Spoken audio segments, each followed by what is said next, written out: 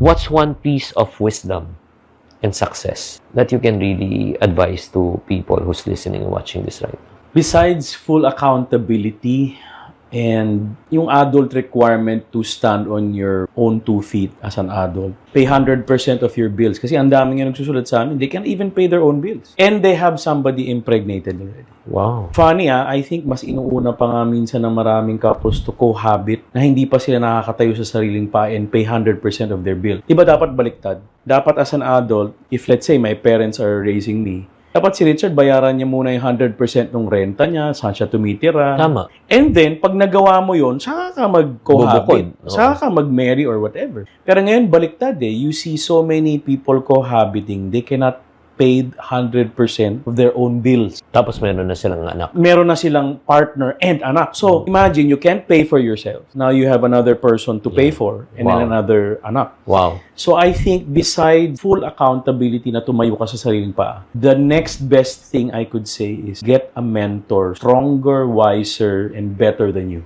Wow. Because kung yun ang mentor mo, maambunan ka kung ano yung meron sila na wala ka. Totoo. And to me, whatever you have taught us, ikaw, yung mga ang dami kong mentors na nagturo sa akin ng iba-ibang bagay, na isabuhay ko yun. And it worked. It really, may balik talaga sa amin. So I think mentoring is very important. This is RM, Relationship Matters. Your online ninong and ninang saying, wag Pera-pera lang ang pagkuha ng ninong at nina.